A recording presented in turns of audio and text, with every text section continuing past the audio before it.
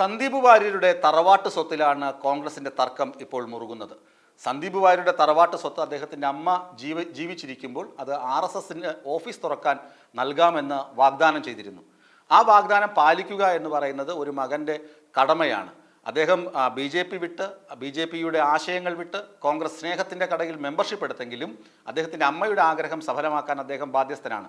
അദ്ദേഹത്തിന് അതിന് കടമയുണ്ട്. അതുകൊണ്ട് അദ്ദേഹം ആ സ്ഥലം RSSകാർക്ക് കൊടുക്കാൻ തയ്യാറാണ് എന്ന് പറയുകയുണ്ടായി. തെരഞ്ഞെടുപ്പിൻ്റെ തലേ ദിവസമാണ് ഇത് പറഞ്ഞത് എന്ന് മാത്രം.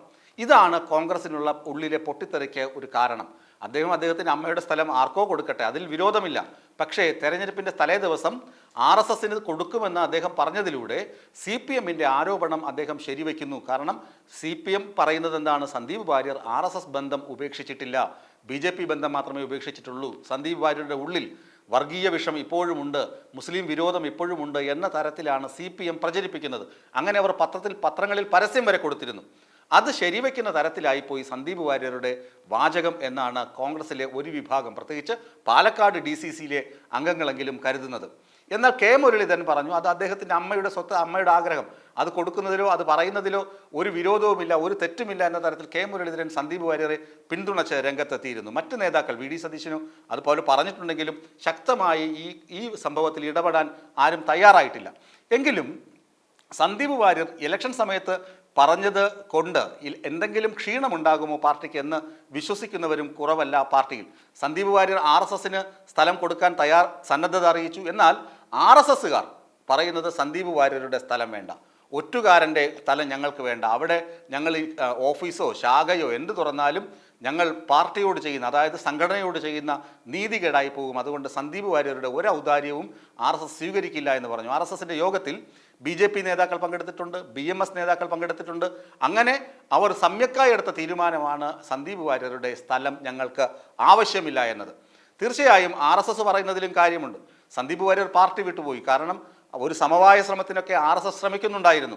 ബംഗളൂരുവിൽ RSS നേതാക്കളെ സന്ദീപ് വാര്യർ കാണാൻ പോകുമ്പോഴാണ് സന്ദീപ് വാര്യരെ കോൺഗ്രസ് പിടിച്ചുകൊണ്ട് കോയമ്പത്തൂർ കൊണ്ടുപോയി ഉപദേശമൊക്കെ കൊടുത്ത് ബ്രെയിൻ വാഷ് നടത്തി പിറ്റേ ദിവസം പാലക്കാട് വാർത്താ സമ്മേളനത്തിൽ അവതരിപ്പിച്ച് പാർട്ടി അംഗത്വമൊക്കെ കൊടുക്കുന്നത്. അത് വലിയ നാടകവും വളരെ രഹസ്യവുമായി നടന്ന നീക്കവുമായിരുന്നു. അതുപോലെ തന്നെയാണ് അതുകൊണ്ട് തന്നെയാണ് അങ്ങനെ ഒറ്റ രാത്രി കൊണ്ട് ഇരുട്ടി വെളുക്കുന്നതിന് മുമ്പ് പാർട്ടി മാറി, കൂറുമാറി, കാലുമാറി പോയ ഒരാൾ, അയാൾ നൽകുന്ന ഔദാര്യം നമുക്കെന്തിനാണ് എന്ന ചോദ്യമാണ് RSS ഉന്നയിക്കുന്നത്. അത് നമുക്ക് വേണ്ട എന്ന് RSS നേതാക്കൾ, അതായത് പ്രവർത്തകരുടെ വികാരം കണക്കിലെടുത്ത് പ്രവർത്തകരുടെ ഇഷ്ടമനുസരിച്ച് ഞങ്ങൾ ആ സ്ഥലം സ്വീകരിക്കുന്നില്ല എന്ന് പ്രഖ്യാപിച്ചിരുന്നു. അതുകൊണ്ട് അതിനൊപ്പം തന്നെ സന്ദീപ് വാര്യരും പറയുന്നത് ഒരു വർഷത്തിനുള്ളിൽ RSS പ്രവർത്തകർ സമീപിക്കുകയാണെങ്കിൽ, അല്ലെങ്കിൽ RSS നേതാക്കൾ സമീപിക്കുകയാണെങ്കിൽ ആ സ്ഥലം അവർക്ക് കൊടുക്കാൻ തയ്യാറാണ്. അത് യാതൊരു വിരോധവുമില്ല. അതിന് തയ്യാറായിട്ടില്ല, അവർ വന്നില്ല എങ്കിൽ എന്തെങ്കിലും സന്നദ്ധ പ്രവർത്തനങ്ങൾ നടത്തുന്ന ഏതെങ്കിലും സംഘടനയ്ക്ക് ആ സ്ഥലം കൊടുക്കാം എന്നാണ് സന്ദീപ് വാര്യരുടെ തീരുമാനം.